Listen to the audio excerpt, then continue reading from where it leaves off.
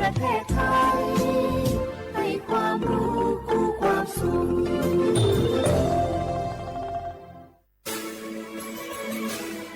สถานีวิทยุกระจายเสียงแห่งประเทศไทยจังหวัดเชียงใหม่ AM 1476 กิโลเฮิรตซ์สถานีวิทยุภาคภาษาชาติพันธุ์แห่งเดียวในประเทศไทยที่มีความทันสมัยเชื่อถือได้สร้างอัตลักษณ์กลุ่มชาติพันธุ์สู่สากล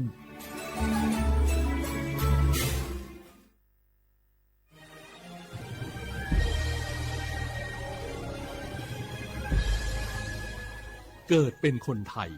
เติบโตบนผืนแผ่นดินไทยจงภูมิใจในความเป็นไทยชาติไทยเรานั้นนับเป็นชาติที่มีความเป็นมาเก่าแก่ยาวนานเรามีภาษาวัฒนธรรมและมีสิ่งต่างๆที่เป็นเอกลักษณ์ให้เราได้ภาคภูมิใจในความเป็นคนไทยเราควรเห็นคุณค่าและมีความรักชาติหวงแหนแผ่นดินอันเป็นมรดกของบรรพชนร่วมภาคภูมิใจในความเป็นไทย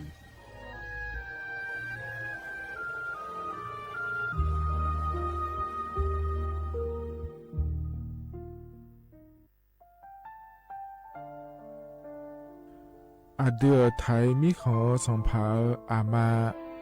สมเด็จพระนางเจ้าสิริกิติ์พระบรมราชินีนาถพระบรมราชชนนีพันปีหลวงควยตาโอดาเลียกาชายันดาชอเนมาอายออามามิขอเปียวเนไทยมิขอกะดูอาคาชอเจอกะดูเงเกเนลาหมายแอจิเชนีถามิเนเนมาละเขมาเงเลเชญาเธอมิเนอาดิมาโยอานาลูอายอนเนเกเนโยเยบอเนมาอีน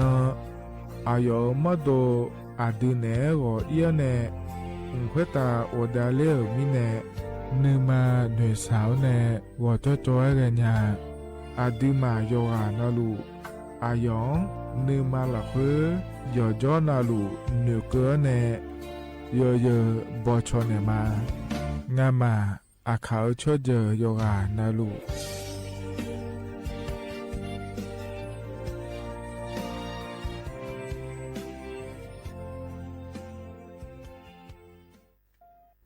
นักกอลาสากาเลลังเอเจหูชบาผิวชาวบ่าวอคอยบัทอนซุมออเกอรามาคานักกอลาสากาเลลังเอเจหูชบาผิวซาอควายาเมเอโคนักกอลาสากาเนบิมโดลานักกอมายาเปียนักกอนาเกาซาเตโบซาเกาชบาลูอามูฮเดเนญีโคลาเฮกะกอยาดาดาเมเฮกะดาดาญาเมหน่วยบริการในระบบหลักประกันสุขภาพแห่งชาติสำนักงานสาธารณสุขจังหวัดสำนักงานหลักประกันสุขภาพแห่งชาติเขต1 ถึง 13ศูนย์คุ้มครองสิทธิบัตรทองตามมาตรา50วงเล็บ5สายด่วน1330กด0ตลอด24ชั่วโมงสปสชเขต1เชียงใหม่นากายำยองาซุ้มยี่เยงาซุ้มงาโยกานาลูกะตุเมเด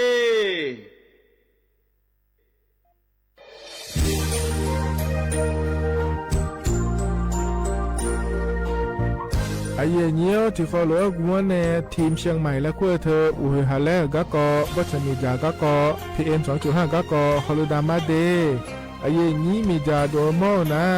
เธอกศูนย์อเมริกันและแก้ไขปัญหาไฟป่าหมอกควันและฝุ่นละอองจังหวัดเชียงใหม่ละเพื่อนากาซาโบจำยองงาซุ้มตีนีเย่จำยอเยียงจังเลยยังไม่เดเจ้ามาเมื่อฮอปาย้อนยุ่มดาวจางอาเดเย่เนียวเธอก็ปชมีจาอุฮาเล่ฮอนในเพียง2.5 กะกอฮอลูดาอากกะมาคาเธอก็แอปพลิเคชันไฟดีและขั้วปาเนออนุมายานะมีจามาบิเคเจเดอันอายามก็ดูนะขอนี้อันตีบาลาติเสียในอันสมเชติบาลางาซีอาคนยิพังหายาโกช่วยกันนี้อาส่วนมาขาจะบ่อนายย่อไปยุบ่อยเจเดหนึ่งเหมือนในสำนักงานประชาสัมพันธ์จังหวัดเชียงใหม่เนี่ยที่ฟอลโล่กุมะมือดาราญานีทีมเชียงใหม่และขั้วเธอที่ฟอลโล่เกิดดามาเดเธอมีเนที่ยิที่โบกะเนือกามาพาย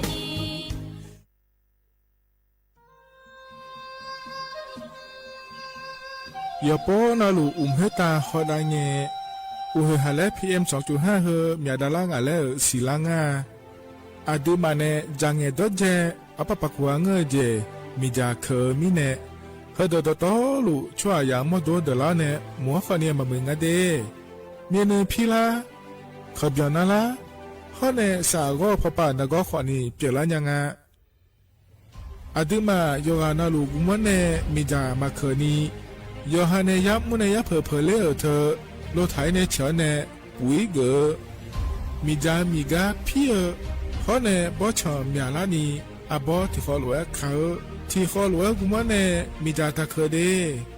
เหมือนเนโยฮานาหลวงอยู่เหมือนจะซาโดนีจอนยาผาเนื้อเหมือนเนสำนักงานประชาสัมพันธ์ที่3กรมประชาสัมพันธ์พปาเนจะกล่าวงาเด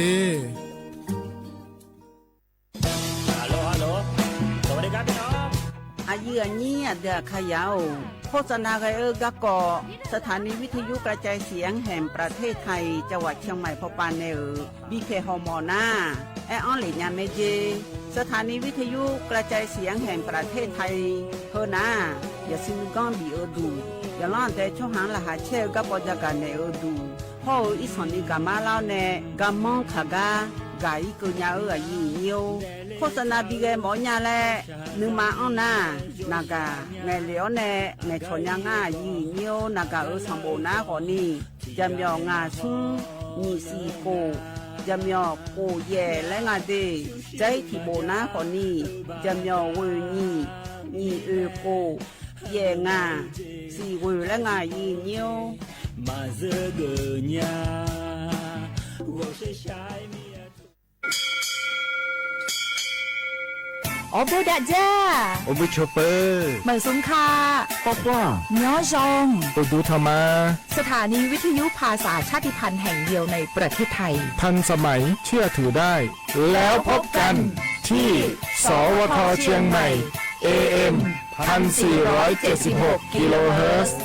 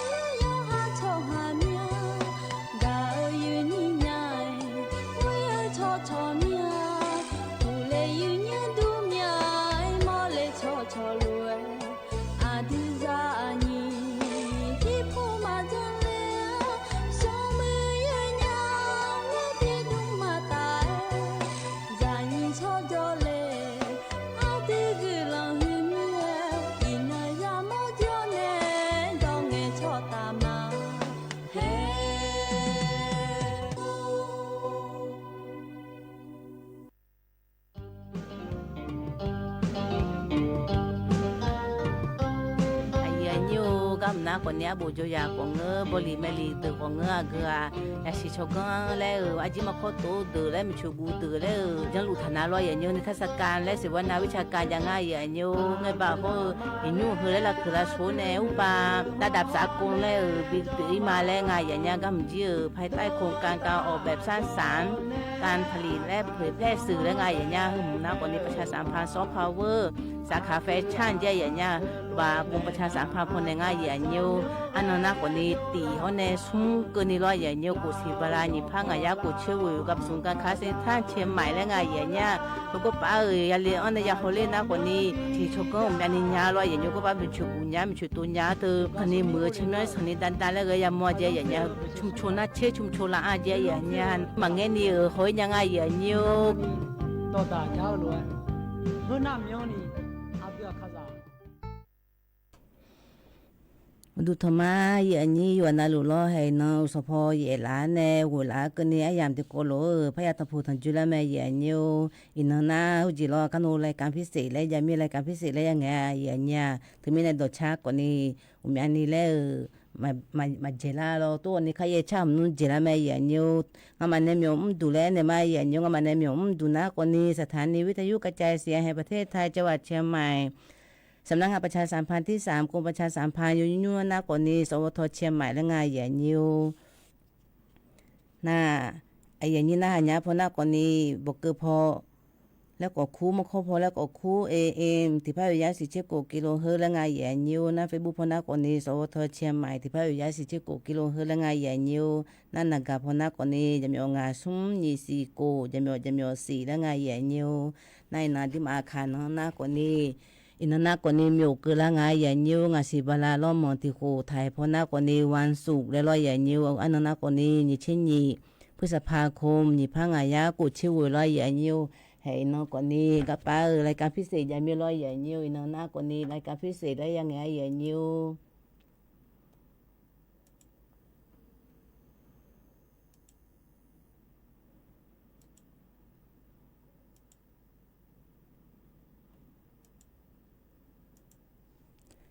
อินรายการพิเศษนะร้อยอย่างนิ้วเขาก็ป้ามีจ่าจะแล้วมาบิจานี่แล้วหมกว่าฝุ่น PM 2.5ร้อยอย่างนิ้วแล้วบิกาโอเอแล้วหัวรอปีงบประมาณนี่พังอายากุชิวร้อยอย่างนิ้วเขาก็คนนี้อุจิสวทเชียงใหม่สำนักงานประชาสัมพันธ์เนี่ยละงานอย่างนี้คือกระป๋าคนนี้งานรองานหน้าอันนี้มันดอแล้วถ่ายพอหน้าคนนี้พี่กระตุงแล้วร้อยอย่างนี้คือกระป๋า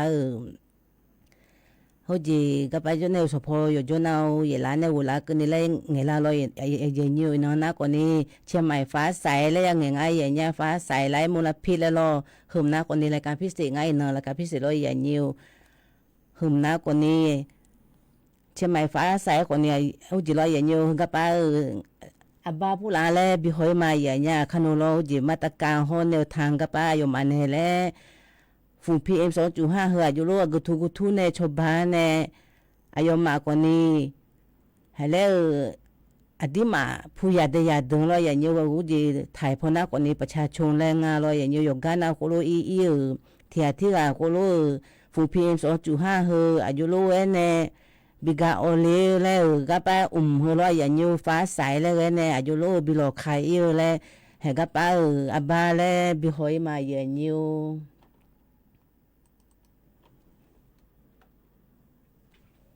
ไร้มลพิษช่วงฟ้าใสไร้มลพิษ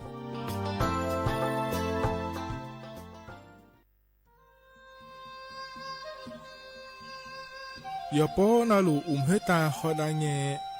เฮฮาเล PM 2.5เฮมีดาลางาเลสีลางาอาดูมาเนจังเงดอเจอปะปะกัวเงเจมีจาเคมีเนเฮดอตอลูชัวยามอดดลาเนมัวฟาเนียมามึงอะเดมีนึพีลาขบยานาลาฮอเนสากอพอปานกอขอนีเปลี่ยนละยังงาอาดูมาโยอานาลูกุมเนมีจามาเคนีโยฮาเนยับมุนยับเพอเลเธอโลไถในเฉเนวิเกมีจามีกาพี่ขอเนบอชอมยาลานีอาบอที่ขอหลวเขาที่ขอหลวกุมเนมีจาตาเคเดเหมือเนโยฮานาหลวอยู่เหมือนจะชัดโดนีย้อนยาผาเหมือนเนสำนักงานประชาสัมพันธ์ที่3กรมประชาสัมพันธ์พปาเนจะกล่าวงาเดร้อยอย่างยูบางกระป๋าบิโฮหุ่นจีเหตุว่าเชียงใหม่เจียอย่างเงี้ยอุจิอายุมาจีเดินหน้าเลยง่ายอย่างเงี้ยอุจิรอปัญหาไฟป่า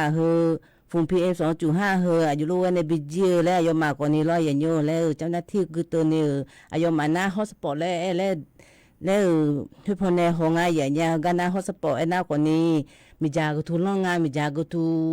แล้วอีสันนี่งานหน้าฮอสปอร์ตแล้วดูแลอย่างเงี้ยถึงมีในฮอสปอร์ตมีจากมีอันนี้คือหน้าฮอสปอร์ตมีอยู่นี่เลยคนนี้อายอมมาเนี่ยก็ไปบิชบ้านเนี่ย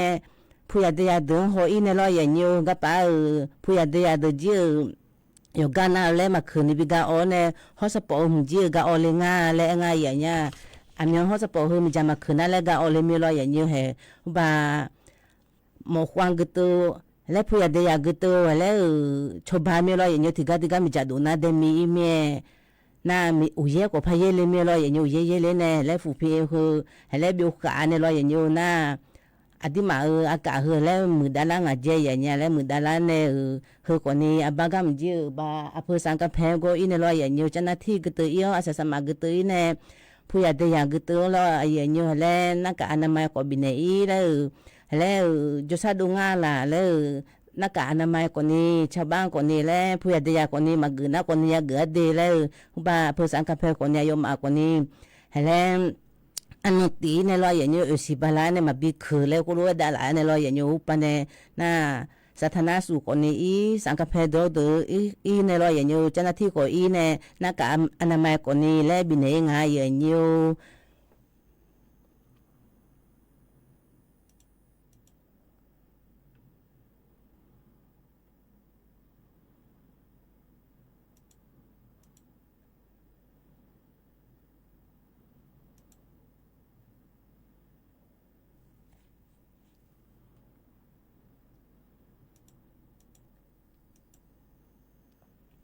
น่าบางกำจื้อ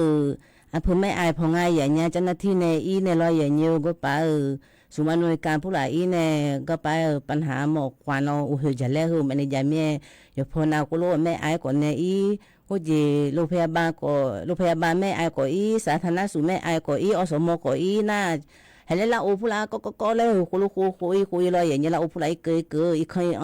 คุรู้นักอนามัยและบินไหนไงอย่างเงี้ยบินไหนเนี่ยเนี่ย有牛那个常了也牛那ผู้สูงอายุก็就สามารถดูในจอเด็กก็那ผู้แพ้เด็กคนนี้แล้วเฮเด็ก那คนนี้หมอกว่าเฮอีสันนี้ยา那คนนี้เฮเด็กแล้วอาเปียเด็กผู้ป่วยเด็กสันนี้เด็กเลยไม่รออย่างเงี้ยผู้สูงอายุก็มันเด็กเลยไม่นักการนามาเฮบินเองไงอย่างเงี้ยผู้บาพื้นที่ก็ตัวรพสตเฮ้ยปัสสังก็ตัวเนี่ยเนี่ยนี่บินเองในรออย่างเงี้ยเฮคนนี้แล้วหูจีผู้ล่ะอายมามดดูผู้ล่ะแล้วบิมือได้แล้วกันเนี่ยมันบิชุเลนักการนามาเฮอยู่ว่านาบิอยู่ยังไงอันเนี้ย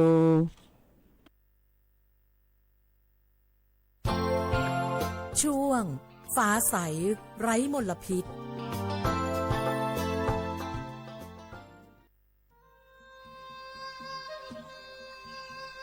อย่าป้อนาลูเฮตาฮอดาเงอุเฮฮาเล PM 2.5 เฮมีดาลางาเลสีลางาอาดูมาเนจังเงดเจอปะปะกัวเงเจมีจาเคมีเนเฮดดตอลูชัวยามอดดลาเนมัวขเนียมามึงอะเดเมียนพีลาขบยานาลาฮอเนสาโกพอปานกอขอนีเปียลายังาอาดูมาโยกานาลูกุมันเนมีจามาเคนีโยฮาเนยับมุเนยับเพเลเธอโลไทยในเฉาเนปุยเกอมีจามีกาพี่ฮอเนบอชอมยาลานีอาบอที่ขอหลวงเขาที่ขอหลวงกุมันเนมีจาตาเคเดเหมือนเนโยฮานาหลวงอยู่เหมือนจะชาโดนีจอนยาผาเหมือนเนสำนักงานประชาสัมพันธ์ที่3กรมประชาสัมพันธ์พปาเนจากกาเงเด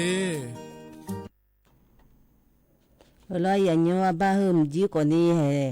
ฮพอจีอุจิรัฐบาลก่อนนี้องค์กรปกครองส่วนท้องถิ่นก่อนอดีมาอย่างน้อยอยากก่อนประชาชนก็เตือนแล้วอย่างเงี้ยและชาวบ้านเนี่ยเฮเจ้ามามือก็เตือนแล้วมันเราน่าเจ้ามามือเต็มงานอยู่ก้านะก็รู้บิมือลาเลยอย่างเงี้ยเฮตัวนี้เจ้ามามือเยอะและประกาศงานอย่างเงี้ยมาตรการควบคุมการเผาและอยู่ก้านะเราทุกพื้นที่นะอยู่ก้านะมาบิเคยอย่างเงี้ยที่ก้านี่มาบิเคยนี่อย่างเงี้ยนะหัวใจอันนั้นตีเนี่ย thì xì bà la này lo gì như ba sum chết tí cơ ngà xì bà la chơi nhị phang ngà ya cụ chiêu ở chơi ya nha na cứ à ít khăn này lô đứt này khởi lên nữa na còn này lấy ya em này ngà ya nha hơi còn này là bộ phải đi là có ba ya chân này ngà có mà chân này khởi na lo ya nhiều có ba ham phao lên na còn này yo mà khó những chơi ya nha là có cái gì bạp là cái phải chơi gì na khó những tỷ có tỷ là ngà ya nha na hơi còn này chơi mà mưa còn này lo ya nhiều là hoi lo mi jago du dunga le hoi agu tu du na ko demi le na ho ko ni si chogo ko ni adi mai ho ji ya lo bo ma tu do lo ya nyo le ene nga lo adi ma na ji kha ko ni u yu ya ko ni hele go pa adi ma ya ne aji ji pu la je la ho lo ya nyo pu ma bi ge le nga ya nya na thứ anh nó mà ya khử này có ba rồi chỉ là bún mà bị gỡ này là cái gì lúc thái này thằng này có chế còn này có ba uyu có ba giá được còn này là bún mà bị gỡ này lo ya nhiều na gác còn này mình já khử mò la na còn này cái gì không có ba số anh nuôi canป้องกันแล้วcái khai phaiป่าcó ba thôn này nha ngay ya nhiều na gà na còn này jam yo ngà sum tì nhì ye dân yo ye là ngay à nhiêu na sải đùa của phật gia ngay xì sải đùa phật gia na còn ni tì là ngay à nha na hơn na còn ni yo na lu yo jo na ni lo ya nhiêu gì yếp xì chum mù lẽ thôi nhà mẹ dễ ya nha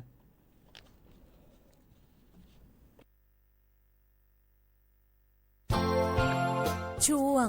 ฟ้าใสไร้มลพิษ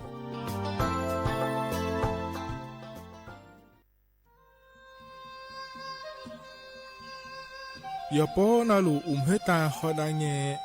อุเฮฮาเล PM 2.5 เฮมีดาลางาเลสีลางาอาดูมาเนจังเงดอเจอปะปะกัวเงเจมีจาเคมีเนเฮดดตอลูชัวยามอโดดลาเนมัวขะเนียมามึงอะเดมีเนพีลาขบยานาลาฮอเนสาโกพอปานกอขอนีเปียลายังาอาดูมาโยกานาลูกุมวะเนมีจามาเคนีโยฮาเนยับมุนยับเผลอเธอโลไถในเฉเนปุยเกอมีจามีกาพี่ฮอเนบ่ชอมยาลานีอาบอที่ขอหลวเขาที่ขอหลวกุมะเนมีจาตะเคเดเหมือเนโยฮานาหลวอยู่เหมือนจะซาโดนีย้อนยาผาเนื้อเหมือเนสำนักงานประชาสัมพันธ์ที่3กรมประชาสัมพันธ์พปาเนจะกาเงเดlo ya nyo ba gam ji u ji adi ma la tha ba phone lo ya nyo u ji ma tha khu le yo gana ni lo ya nyo adi ma yam ga ko nge bo le bo chang le ti ji ma kha tha ga ko nge le ga pa khu na lo ya nyo yo ma jiปรับสูงสุดแล้วนะก่อนนี้นี่เชื่อกูเจอย่างเงี้ยสิได้พอนะก่อนนี้นี่ล้านบาทจีเลยอย่างเงี้ยนั่นรัฐบาลก่อนนี้อย่างกันเอากูรู้หน่วยงานตัวกูรู้เขาในบิชอนแท้เนี่ยอย่างกันเอากูรู้บิห้องงานเลยอย่างเงี้ยแล้วคืนนะก่อนนี้อย่างมาตีเดแล้วสิได้ก็ปรับเดแล้วนั่นก็ไปจีอาบ้างจีเลยอย่างเงี้ยก็ไปมาคืนนี้เราขยับมือฝอยก็ตัวมาคืนนี้เลยอย่างเงี้ยหูจีพนักก็ไปคืนนะก่อนนี้พนักงานท้องถิ่นเฮืออย่างมาอำนาจใหญ่ๆเนี่ยก็ไปที่มาเลยผู้ใหญ่ที่จะคืนเนี่ยชาวผู้ผู้หลักก็รู้บีน่ากว่านี้แล้วจำคุกแล้วไงอย่างเงี้ยคนอย่างเงี้ยก็เอาหน้าก็ไปท้องถิ่นเนี่ยคนอย่างเงี้ยอย่างเงี้ยหื้อน่ากว่านี้เวลาสุ่มสี่เจน่ากว่านี้ตีน่ากว่านี้นี่พังไงยาเจอย่างเงี้ยน่าแล้วตีก็ตีเนี้ยคนอย่างไงอย่างเงี้ยนั่นก็ไปก็จบผู้ละมาบีเคยเจอย่างเงี้ยก็จบผู้ละคือแล้วรู้ผู้ละช่างเจก็คือนักคนนี้คือบังเลงไงอย่างเงี้ยคือก็สิได้ยาติงอ่ะก็ที่ผ้าบาแล้วก็จบก็จบก็คือเนี่ยคือเจคือคนนี้ร้อยอย่างเงี้ยนั่นก็ไปอันที่มาเกษตรกรแล้วงานร้อยอย่างเงี้ยจีหมดช่วยผู้ละข่าวผู้ละหน้าเกษตรจีเดินมาผู้ละเชื่อถือตัวคือก็คนนี้คือก็ไปเจอย่างเงี้ยตีจีเราก็คนนี้สี่ขู่แล้วไงอย่างเงี้ยนั่นก็คนนี้สีขูแล้วในสิทธิพัฒน์นะก่อนที่เช่มือผู้หลักทุนนันยังไงอย่างเงี้ยนะตีก็ตีเนี้ยก็เนี้ยเลยนะอุทยานก็พักคืนนะอุทยานก็พักคืนนะมันจะพักบ่อนอย่างเงี้ยเสียอย่างนี้ก็คนนี้โอ้เจ้หูในนี่เชื่อหูก็ตัว บีอันเจโลนาสิดาคนนี้เซบานนี่ล้านบาทก็นี่ปรับง่ายอย่างเงี้ยก็มันอุทยานเบลอยอย่างเงี้ยแล้วมายาเคเลนี่โมนาอยู่มาก็รู้แล้วตีละง่ายอย่างเงี้ยนะฮูบาพื้นที่ป่าสงวนและพระเอเมลอยอย่างเงี้ยอยู่มาในก็ไปป่าสงวนและฐานะคนนี้คือโมนาลอยอย่างเงี้ยจำคู่แย่คนนี้อันเจอย่างเงี้ยที่หูในเชื่อกูก็นี่ง่ายอย่างเงี้ยสิดาคนนี้นี่มือในฮูบานี่เซบาก็นี่ลอยอย่างเงี้ยนะเขาเจพื้นที่อยู่มาเนี่ยถ้าคือแล้วก็พักคือในพัดดูเลยในนี่เชื่องอะไรเจพักคือนะคนนี้โหในนี่เชื่อกูก็ยังอาเจอย่างเงี้ยฮูบาเนี่ยนี่เซบาเนี่ยว่านี่ล้างก็เลยงากำนะลอยอย่างเงี้ยให้คือคนนี้กูจะกระทบเศรษฐกิจแล้วไงเจ๊ชดเดกาลาดูมาบีกาลามากาลาชุนี่ละอย่างนี้มามือนะกูรู้ปีละงานแล้วตัวเนี้ยกูรู้มาบีคือแล้วไงอย่างนี้เฮคนนี้แล้วกูรู้คือนะละอย่างนี้ให้แล้วอุจจาระกูมันในยานเศรษฐกิจเธอมามือนี่อดีมาสุขภาพก็มาดูก็มามือนี่มันนี่กูยังงานแล้วตัวเนี้ยเที่ยมาบีคือนี่กูรู้ดานละง่ายอย่างนี้หุ่นนักคนนี้อดีมานากาโมนาคนนี้ลอยอย่างนี้ให้ก็ไปสายด่วนยังไงอย่างเงี้ยสายด่วนบรรเทาสาธารณภัยรอตีสี่แย่แล้วไงอย่างเงี้ยนะสายด่วนกรมอุทยานนะคนนี้ตีซุ้มโกนีแล้วไงอย่างเงี้ยให้คือคนนี้สูดลมทามโกนากาพยังอาเสียอย่างนี้หุ่นนักคนนี้ตีงาโกสีแล้วไงอย่างนี้นะดานูเบอร์ยังไงอย่างนี้หุ่นนักคนนี้ตีงาวิวแล้วไงอย่างเงี้ยคือคนนี้ตลอด24 ชั่วโมงอยู่จนนาทุนยาไม่เจียอย่างเงี้ยคือนักคนนี้จีจังเลยนักคนนี้ให้แล้วฝุ่น PM 2.5คือบิกาโอเลแล้วไงอย่างเงี้ยน่าใจถึงนักคนนี้นักการบุตรลอยอย่างเงี้ยนักการบุตร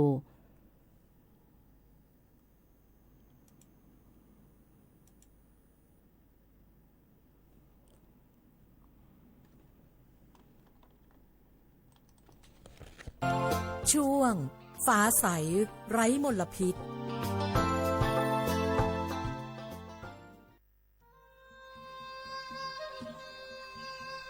อย่าป้อนาลูเฮตาฮอดาเงอุเฮฮาเล PM 2.5 เฮมียดาลางาเลสีลางาอาดูมาเนจังเงดเจอปะปะกัวเงเจมีจาเคมีเนเฮดดตอลูชัวยามอดดลาเนมัวขอเนียมามึงอะเดมีเนพีลาขบยานาลาข้อเนสาก็พอป่านก็ขอนี่เปลี่ยนละยังไงอาดูมาโยกานาลูกุมันเนมีจามาเคนีโยฮาเนยับมุนยับเพอเลอเธอโลไทยเนเฉเนปุยเกมีจามีกาพี่ข้อเนบอชมีอาลานีอาบอที่ขอหลวงเขาที่ขอหลวงกุมันเนมีจาตาเคเดเหมือนเนโยฮานาลูอยู่เหมือนจะชาโดนีจอนยาผาเหมือนเนสำนักงานประชาสัมพันธ์ที่3กรมประชาสัมพันธ์พปาเนจากกาเงเดลอยอย่างเงี้ยก็บางครั้งเจอให้แล้วมีจากเคยมอนาคนนี้นักเบอร์โทรง่ายอย่างเงี้ยกับปานาสูงอำนวยการป้องกันและแก้ไขปัญหาไฟป่าลอยอย่างเงี้ยหมอกควันกระตูก็ป้าอุจจาระมอนาคนนี้เจ้ามาละเฮลอยอย่างเงี้ยสูงอุจิโรจำยองาซุ้มตีนี่แย่จะมีแย่และไงอย่างเงี้ยน่าดันโนนะคนนี้สายด่วนอ่ะเราหึมนะคนนี้ตีและไงอย่างเงี้ยน่าสูงควบคุมแล้วมีจ่าผู้ละหอดึกเตอจังหวัดเชียงใหม่ละหึน่าลอยอย่างเงี้ยจะมีงาซุ้มนี่จะมีตีหุยและไงอย่างเงี้ยน่าสูงส่งเสริมการควบคุมไฟป่าจังหวัดเชียงใหม่น่าลอยอย่างเงี้ยหึมนะคนนี้จะมีแย่ตีหุยงาตีงานี่ตีและไงอย่างเงี้ยนาสำนักงานการทรัพยากรป่าไม้ที่1เดียอย่างเงี้ยหุ่นนักคนนี้นักการน่าลอยอย่างเงี้ยจะมีงานี่จะมีแย่ตีสีงาแย่และไงอย่างเงี้ยนาพื้นที่อนุรักษ์เยอะอย่างเงี้ยพื้นที่อนุรักษ์ที่16และงาหุ่นนักคนนี้จะมีงาซุ้มนี่สีโกตีจะมีและไงอย่างเงี้ยน่าสำนักงานขนส่งจังหวัดเชียงใหม่หุ่นน่าสายด่วนจะลอยอย่างเงี้ยหุ่นนักคนนี้ตีงาแย่และไงอย่างเงี้ยน่าทรัพยากรธรรมชาติและสิ่งแวดล้อมหุ่นน่าสายด่วนไงอย่างเงี้ยหุ่นนักคนนี้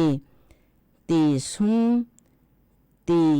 จะมีและไงอย่างเงี้ย นาบ้าเลยย้ายถิ่มน้ากว่านี้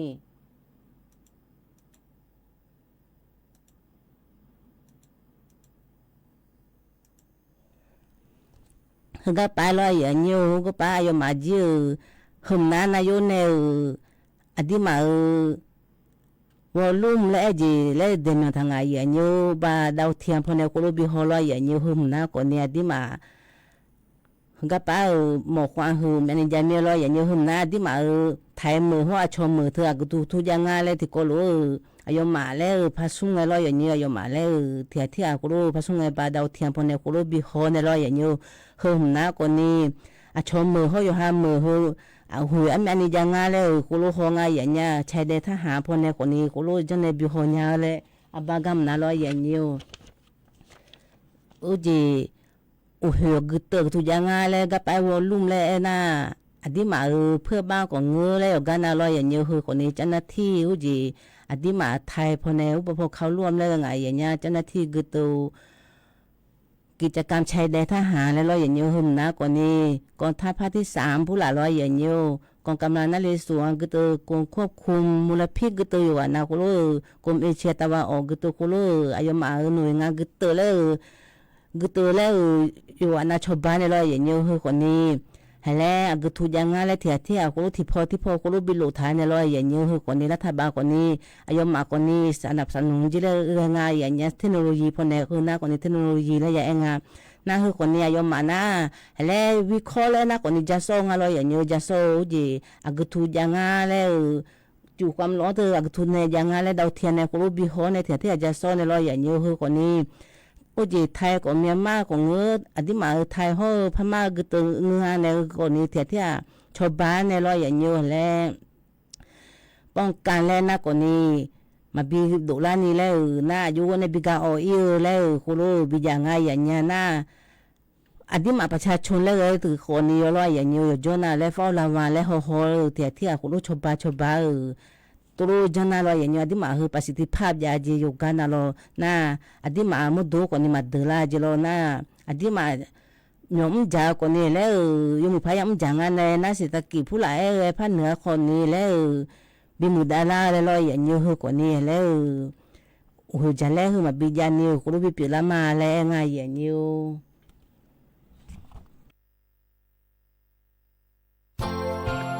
ช่วงฟ้าใสไร้มลพิษ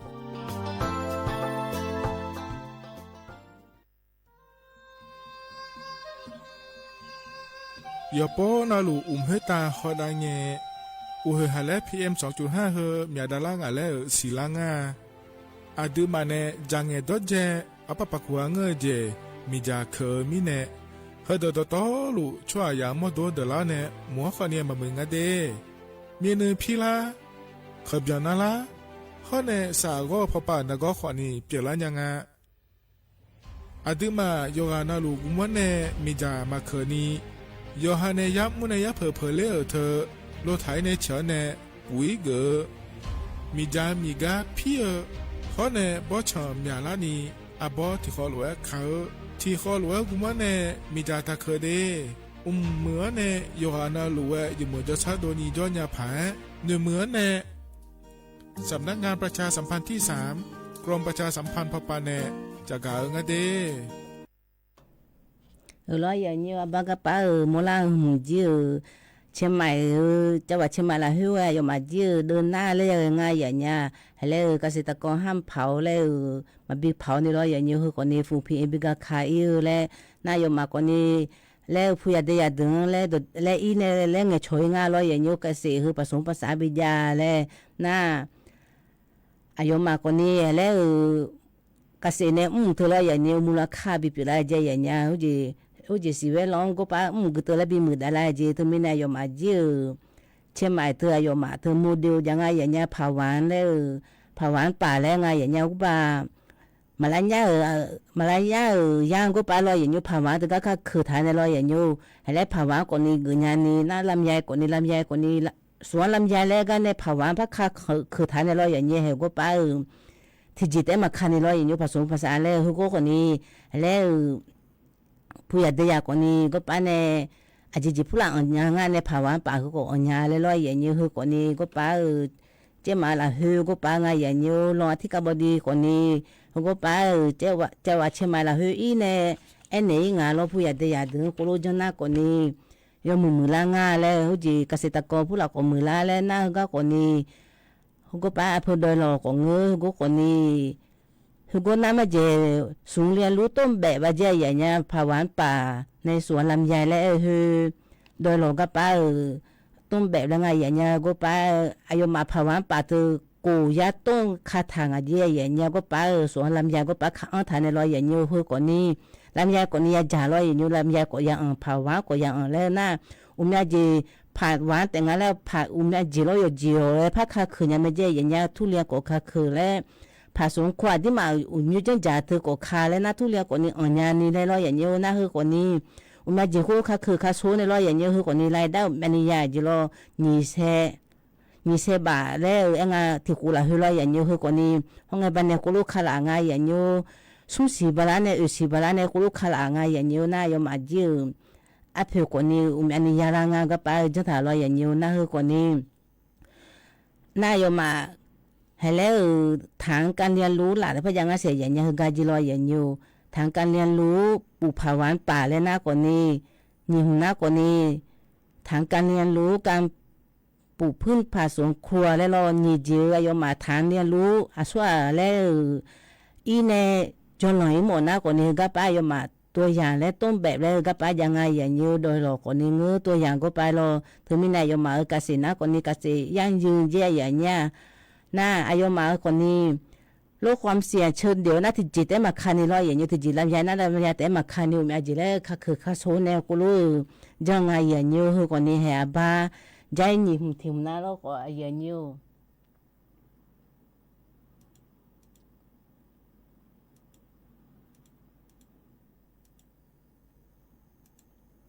แห่กัมน่าคนนี้บ้าอุบากษตรเชียงใหม่แล้วไงอย่างเงี้ยกัมน่าคนนี้คือคนนี้แล้วอายุมากิจกรรมสร้างสรรค์แล้วจังไงอย่างเงี้ยสิได้บิยาลานะสิเวลองคนนี้บิมือลาแล้วอย่างเงี้ยคือคนนี้แล้วอายุมาคือหน้าคนนี้แม่นี่มูลค่าเพิ่มแล้วไงอย่างเงี้ยอายุรู้จังนะคนนี้อาป่าผู้หลาเธออย่างเงี้ย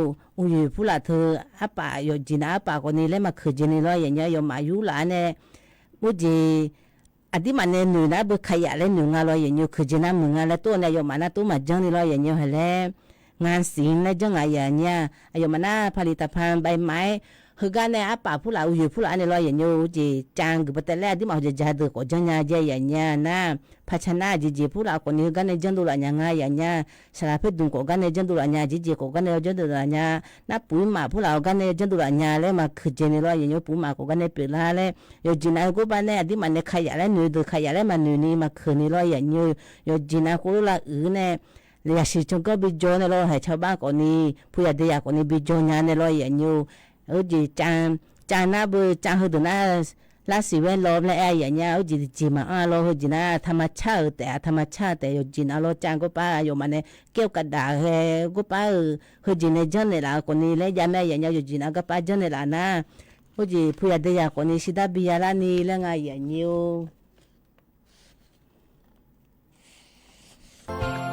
ช่วงฟ้าใสไร้มลพิษ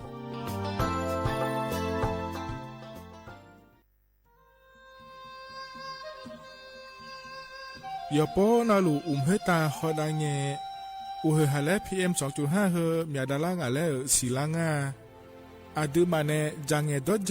อปะปะกัวเงเจมีจาเคมีเน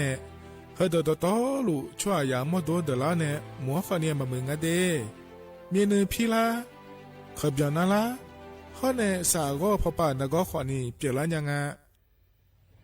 อาดูมาโยกานาลูกุมวเนมีจามาเคนี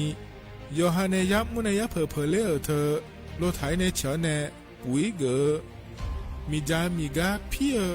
ฮอเนบอชอมยาลานีอาบอที่ขอหลวเขาที่ขอหลวกุมวเนมีจาตาเคเดเหมือเนโยฮานาหลวอยู่เหมือนจะชาโดนีจอนยาผาเนื้อเหมือนเนสำนักงานประชาสัมพันธ์ที่3กรมประชาสัมพันธ์พปาเนจากาเงเด ร้อยอย่างเยอะให้กับป้าบ้านกับป้าจิลาอาจจะถามหัวหน้าคนนี้ห้องเจ้ามามือร้อยอย่างเยอะบ้านก็ไม่รู้นะคนนี้โอ้โหจะเลี้ยวเมียนี่กูจะในร้อยอย่างเยอะตัวคนนี้ที่เจ้ามามือละเหือกูตัวเจ้าหน้าที่กูตัวกูรู้ผู้ใหญ่เดียกูตัวกูรู้อีเนี่ยถ้าคือแล้วเนี่ยน่าดีมาเยี่ยประชาชนกูตัวร้อยอย่างเยอะดีมาเลยเจเนี่ยมาคืนนี้กูตัวดูมั่วละคนนี้เดมีร้อยอย่างเยอะตัวมีเนี่ยกูรู้จะมีร้อยอย่างเยอะน่าแล้วอากาศคนนี้มือดาราเนี่ยเขาสปอร์ตตัวอยู่ชื่อได้มามอแล้วนี่กูรู้มือดารางานเจอย่างเงี้ยจะมาละเฮจิวเย่ผู้ใหญ่เนี่ยอากาศมือละท้ายในร้อยอย่างเงี้ยสาวก็ยอมมือแล้วน่าก็ป้าสาธารณสุขคนนี้ชาวบ้านเดืออีสมคนนี้ก็ป้าชาวบ้านหน้ากากอนามัยเขาบีมีร้อยอย่างเงี้ยน่าถึงมีเนี่ยอดีมามือเฮยมือพายมือดารางานและงานอย่างเงี้ยถึงมีเนี่ยอินยูอายาอินยูสวยอยากเยอะเชื่อไหมฟ้าใสและงานร้อยอย่างเงี้ยช่วงฟ้าใสไร้มลพิษเฮยอินนเนี่ยรายการพิเศษนะคือการเนี่ยนะอินนน่ะบ้ากันเนี่ยนะจีงานอย่างเงี้ยอยู่อยู่แล้วอยู่อันนั้นแล้วก็อายามนะอยู่อันนั้นกำลังมาเชื่อไหมฟ้าใสแล้วอยู่อยู่แล้วพระอุลานะอยู่อยู่แล้วพระยาทัพพูละแม่อย่างเงี้ยก็ในตานะสถานีพอร้อยอย่างเงี้ยอะไรเลยหุ่นทากาเลยแล้วพระบีเอดามาอย่างเงี้ยก็มันนะคนนี้ก็ป้าเมียที่สมัยเมียสมัยหุ่นบีเอมาอย่างเงี้ยที่โคโรนาดามาอย่างเงี้ยสถานีวิทยุกระจายเสียงแห่งประเทศไทยจังหวัดเชียงใหม่กรมประชาสัมพันธ์ประกาศรับสมัครบุคคลเป็นลูกจ้างเหมาบริการตำแหน่งพนักงานกระจายเสียงภาษาเมียนจำนวน1 อัตราเพื่อเป็นตัวแทนนำข่าวสารร่วมพัฒนาคุณภาพชีวิตชาวเมียนและเผยแพร่วัฒนธรรมท้องถิ่นให้เป็นที่รู้จักผู้สนใจยื่นใบสมัครด้วยตนเองได้ที่งานธุรการสถานีวิทยุกระจายเสียงแห่งประเทศไทยจังหวัดเชียงใหม่ตำบลช้างคลานอำเภอเมืองจังหวัดเชียงใหม่ตั้งแต่บัดนี้เป็นต้นไปจนถึงวันที่31 พฤษภาคม 2569 สอบถามข้อมูลเพิ่มเติมได้ที่ 053-276-068 ในวันและเวลาราชการมังลิวเอาเก่งเศร้าก็ร้อยอย่างเงี้ยอุศก็ป้าอินนะคนนี้ให้แล้วรายการพิเศษอย่างเมียไอ้อย่างนี้เนี่ยคนนี้ที่พ่อมายังไงชัวร์แล้วบุกพ่อคนนี้กำลังขึ้นมาแล้วก็มาอย่างเฟซบุ๊กคนนี้กำลังขึ้นมาแล้วพ่อก็มาอย่างร้อยอย่างเงี้ยก็ไปรายการพิเศษอย่างเมียนักก็ไปอย่างจื้อๆจีละคนนี้ไอ้อย่างนี้จะกาเจียงแล้วเลยมันทากาแล้วไอ้เนี่ยมาอย่างเงี้ยก็ไปเนี่ยจีน่าคนนี้ก็ไปเลยมันทำนะคนนี้ที่มาก็ไปนี่เชื่องกำลังร้อยอย่างเงี้ยห้องแอที่มาเนี่ยคนละครึ่งแล้วไอ้เมลคนละครึ่งไอ้มันเจี๋อที่มานะแล้วก็ป้าก็มาอัปเดตงานเลยอัปเดตทางคนแม่อย่างเงี้ยเป่าตังค์เรื่องอะไรเราเป่าตังค์ไทยช่วยไทยได้มาบุลานาที่มาอยู่หัวเสียอย่างเงี้ยที่ไม่แน่แล้วก็ป้าบอกทำคนนี้ร้อยอย่างเงี้ยก็ป้าเป่าตังค์เรื่องหน้าคนนี้อันที่มาไทยช่วยไทยได้มาบุลานาคนนี้ไอ้อย่างนี้คนนี้แล้วทันดูชาร้อยอย่างเงี้ยก็ป้าเพสโตแล้วก็ร้อยอย่างเงี้ยเพสโตแล้วนะเป่าตังค์แล้วนะ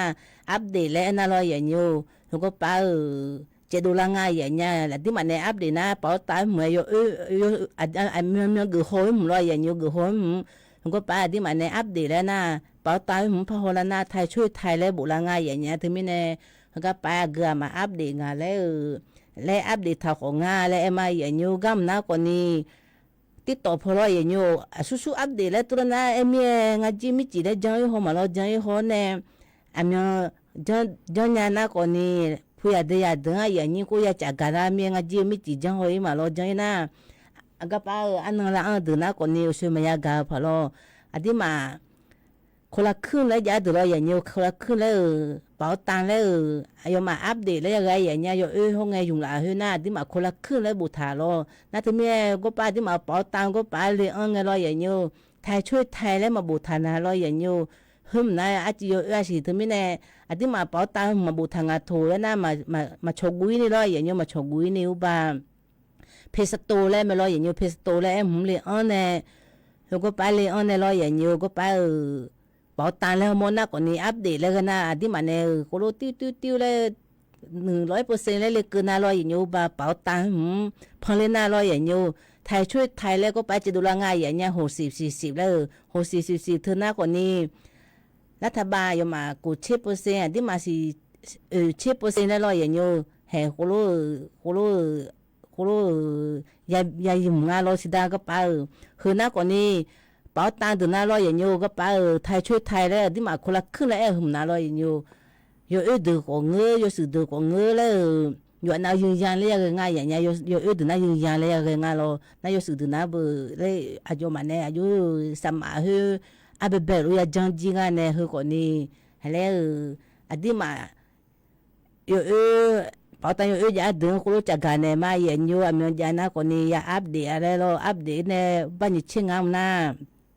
เขาจีรูทะเบียนแล้วยังแม่อย่างเงี้ยนี่ชิงงานรูทะเบียนนะคนนี้นี่ชิงงานเนี่ยนี่ชิหุ่ยแต่งานอย่างเงี้ยถึงไม่ในงานเนาะนี่ชิงงานชิคนชิสินชิเอ็นชิหุ่ยอ่ะมีงานเนาะอย่างเงี้ยที่มารูทะเบียนถึงไม่ในอายุมาจีเจ้าหน้าที่เยอะแต่นัดถัดแถวเฉพาะถึงมันไม่อะไรที่ปนเอามันนี่รู้นะคนนี้แล้วอายุมาระบบเธอล่มเลยเนี่ยจุลอย่างเงี้ยถึงไม่ในอุสพอลูมาดังก่อนนี้มากูขอหาแล้วยอมมาระบบนั้นรออย่างอยู่งานเนาะเพียทำไม่รออาเงินเนาะก่อยแล้วลุงยาแม่แล้วเองอย่างเงี้ยแล้วอายมาจีรอรับจีมาจีรออุกปาลงฐานะอยู่นายาแม่แล้วเองคนละครึ่งหุ่มหน้าก่อนนี้อยู่หน้าไทยช่วยไทยแล้วไทยช่วยไทยพาแล้วปีละงานรออย่างอยู่หุ่มหน้าก่อนนี้อาเกมาอัปเดตงานแล้วอัปเดตโอกาสแล้วจะการมาอย่างอยู่นากำนักคนนี้ไทยช่วยไทยพากุจิสวัสดิการแห่งราชดำเนินอย่างเงี้ยหุ่มนักคนนี้มาลงทะเบียนคนนี้แล้วกำนักมาละง่ายอย่างเงี้ยสิดานาอเมริกันเลยโลอันนั้นตีเงินกุศิบาลเลยไม่เจียอย่างเงี้ยอเมริกันที่เดือนน่ะอันนี้เลยที่พาละละก็สมัยดูกุนักคนนี้ที่พาสมัยง่ายเลยที่จิมากุก็ไม่อย่างเงี้ยกุตัวสกุลเลยที่พาแต่กุตัว咯อายุอดีมาสมัยหัวน่ะอายุมาสิยาเลยโดนหลน่ะเขาก็ไปที่พาเลยเจ้ากุมเลยอย่างเงี้ยที่มีในที่พาเลยตาเลยบิชาเลยกูรู้แต่โยสื่อให้ละกุมในที่พาตาเลยบิชาเลยอย่างเงี้ยเขาคนนี้โยสื่อดูน่ะมันนี่น่าหายละจุงอะไรอย่างเงี้ยเขาก็โยสื่อดูสมัยนี้ไม่ละโยสื่อดูน่ะโยมาเสียอย่างเงี้ยที่มีในโยดึงแต่ไงอย่างเงี้ยคนเดิมแล้วโยดึงเลยคนรู้เลี้ยงง่ายอย่างเงี้ยนายสื่อดูน่ะมันคือโดนน่ะอายุมาดูคนเดียวคนรู้ยาดองง่ายอย่างเงี้ยหุ่นน่ะโยมาสิเจที่มีในที่จนมารู้ทะเบียนดูน่ะมาง่ายอย่างเงี้ยหุ่นมีในหุ่นน่ะคนนี้หุ่นยิงหุ่นน่ะอายุว่าคนนี้จะกับแม่เลยจะได้ในละมาอย่างเงี้ยเฮ้ยก็คนละครึ่งดูน่ะคนนี้อัปเดตแล้วยังไงอย่างเงี้ยอัปเดตเป่าตังค์แล้วก็ไปไทยช่วยไทยพาแล้วดูน่ะคนนี้อัปเดตแม่อย่างเงี้ยก็ในตอนนั้นอุปนิชิงอ่ะเนาะก็ไปโดนเลยอย่างเงี้ยให้คนนี้อย่างนี้แล้วคือหญิงแต่ดมเนี่ยคือหญิงแล้วจากกันนี่ละมาน่าน่าคนนี้อย่างก็จีกระเมียเลยอย่างเงี้ยก็ไปใครชักกาเลยอย่างก็ไปจีละดูน่ะใครชักกาเลยบิน่ามาอย่างเงี้ยก็ไปช่างน่าเลยอย่างเงี้ยก็ไปมียาให้ข้าวมียาเจอย่างเงี้ยบ้านเนื้อสะดวกเจอย่างนี้ที่ก็รู้บินาดามาอย่างเงี้ยงั้นคนนี้ก็ในตาหน้ารายการพิเศษอินเนอร์น่าอยู่ว่าน่ากลัวขึ้นมาอย่างเงี้ยอินยุสนาคนนี้ก็ในตาหน้าไว้มาดูธรรมะ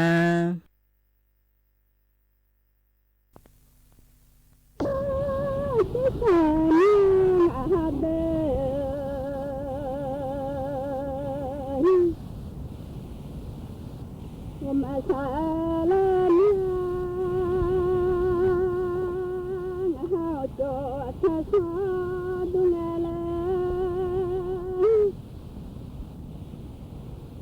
ชาชาสุนา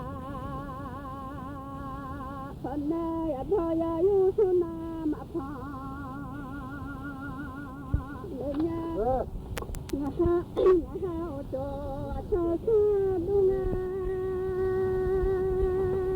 ชาชาสุนาพอแม่พอยายุสุนามาพาเลยเนี่ยชิชาเนี่ยมาทอย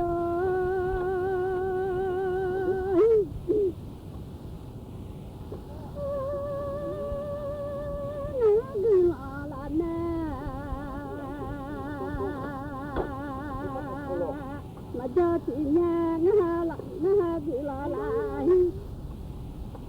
แม่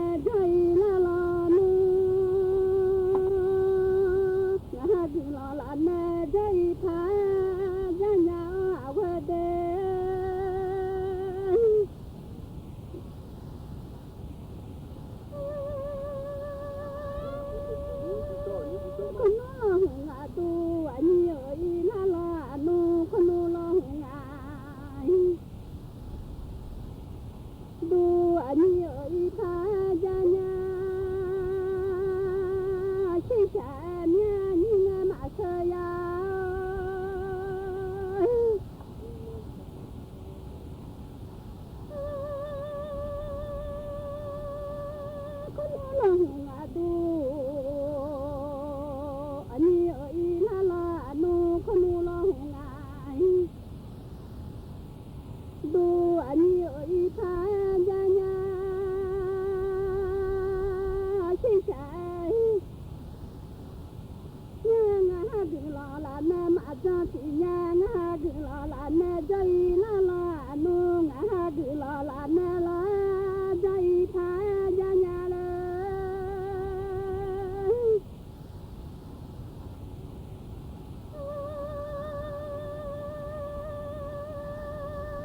ดึงลอยลออันนี้นะมาบอเรามาเงเลว่านะมีเธอมาบอเรามาเงนะบ้ามาอยากเธอบอมาโลพี่ได้แล้วยอชอบโกลาญาชิชายเนี่ยพ่อหนุ่มอยู่ยาแล้วงาชอชอบมายาแล้วงาพ่อหนุ่มอยู่พอยานามาด้วยแล้วเนี่ยงาเลย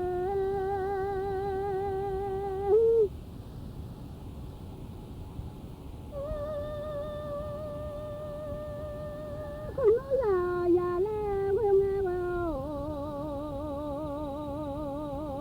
คนนู้นชอยายาแล้วเพื่อนไงคนนู้นยาแต่แม่มายาแล้วคนนู้นยาจัดคนนู้นยาจัดแม่มาลาเนี่ยหนอที่ฉันคนนู้นยาแต่แม่มายาแล้วคนนู้นยาจัดแม่มาแล้วเนี่ยเด้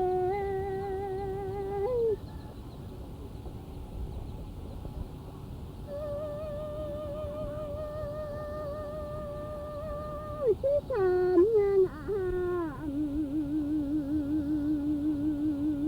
ว่ามาใช่ละญาวันหูโกเจ็ดดวงหูจางเจ็ดดวงพอยาเลย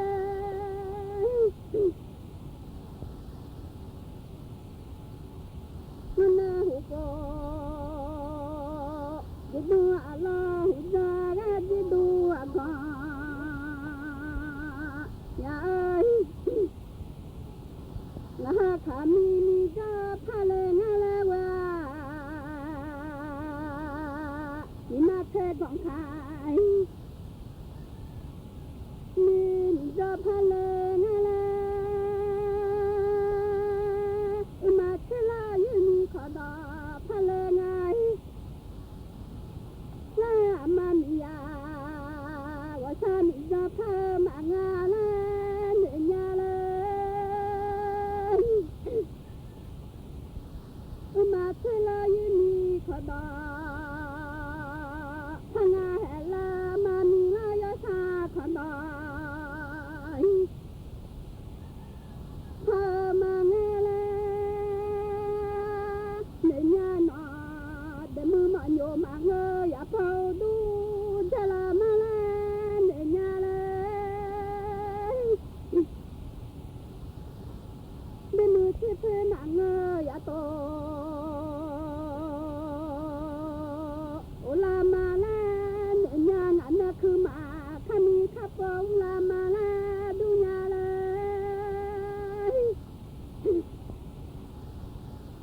นั่นคือมาอุคาอะไรนั่นคือมาขามีขับเอามานาคือขาและแม่มือยอดูดีไงเนี่ยชิชาเนี่ยวิปาลาย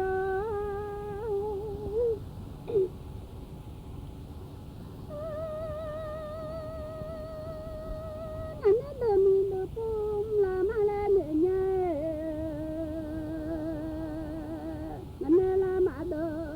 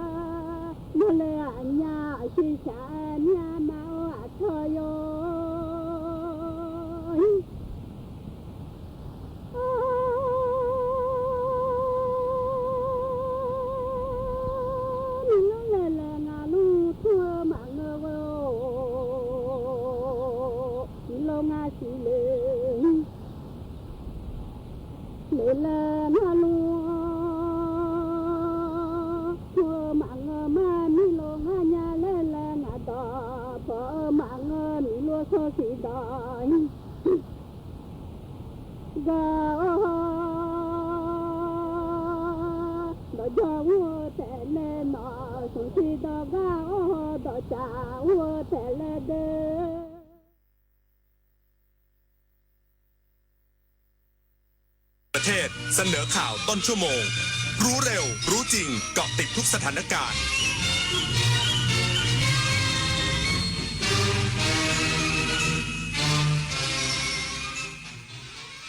รับฟังข่าวต้นชั่วโมง 9 นาฬิกากับคณิษฐายิ้มดีค่ะรองนายกรัฐมนตรีเป็นประธานในพิธีทำบุญตักบาตรถวายพระราชกุศลแด่สมเด็จพระนางเจ้ารำไพพรรณีพระบรมราชินีอีกสักครู่กลับมาติดตามรายละเอียดค่ะเมื่อโลกเปลี่ยนคนต้องปรับทักษะใหม่ที่เป็นกุญแจสู่อนาคต